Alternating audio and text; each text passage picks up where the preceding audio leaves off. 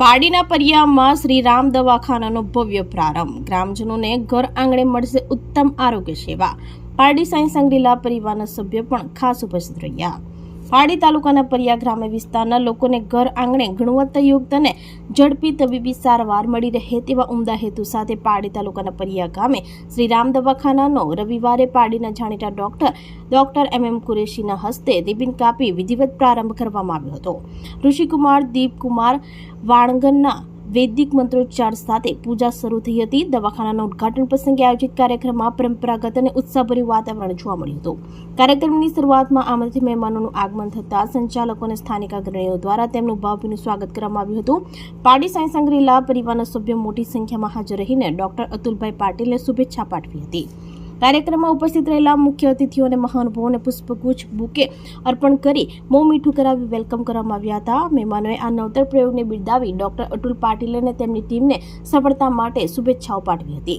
પરિયા અને તેની આસપાસના અંતરિયાળ ગામોમાં રહેતા દર્દીઓને નાની મોટી બીમારીઓ માટે અત્યાર સુધી દૂર શહેરોમાં જવું પડતું હતું. શ્રી રામ દવાખાનું શરૂ થવાથી હવે સ્થાનિક સ્તરે જ પ્રાથમિક સારવાર ઉપલબ્ધ થશે.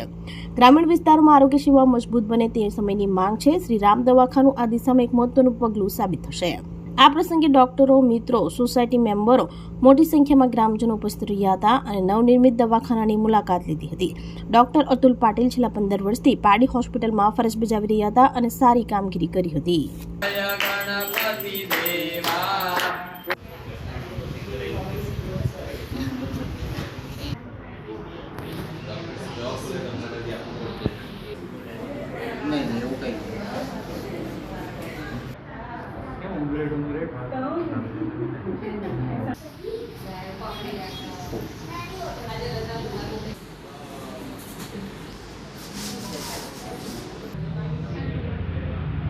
આપણા ફોટા પડે તો બધું લે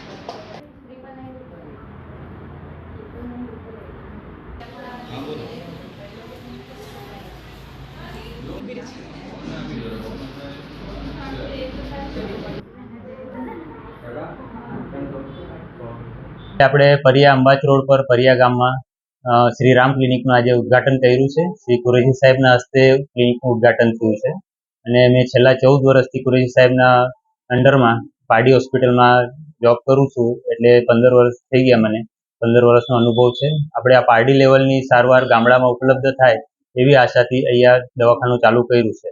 આસપાસની જનતાને બધાને અપીલ છે કે તમે અમને સેવાની કરવાની બધાને તક આપજો. સાહેબ ઉપસ્થિત રહ્યા છે. પારડીના બધા વેદાંત હોસ્પિટલના ડોક્ટરો આવશે, તેમજ શુભમ હોસ્પિટલના ડોક્ટરો, એ બધા આપણે અહીંયા હાજરી આપી છે. સાઈ સંગડીલાના અમારો બધો સાઈ સંગડીલા પરિવાર ઉપસ્થિત રહ્યો હતો. આપણે સૌ ગામજનોને, આજુબાજુની જનતાને અપીલ છે કે તમે અમને અહીંયા સેવાની તક આપજો. તમને ચોક્કસ અહીંયા બધા સારવાર મળશે. તેમજ આપણે સારવાર શક્ય નહીં હોય તો ઉચિત માર્ગદર્શન તમને કરી આપવામાં આવશે. આપણી સંકલ્પ ન્યૂઝ ચેનલને સબસ્ક્રાઇબ અને લાઇક કરો. બેલ આઇકન દબાવો જેથી આવનાર ન્યૂઝ અપડેટ્સની નોટિફિકેશન આપના મોબાઈલ પર સૌથી પહેલા પહોંચે. Like, subscribe and share the video.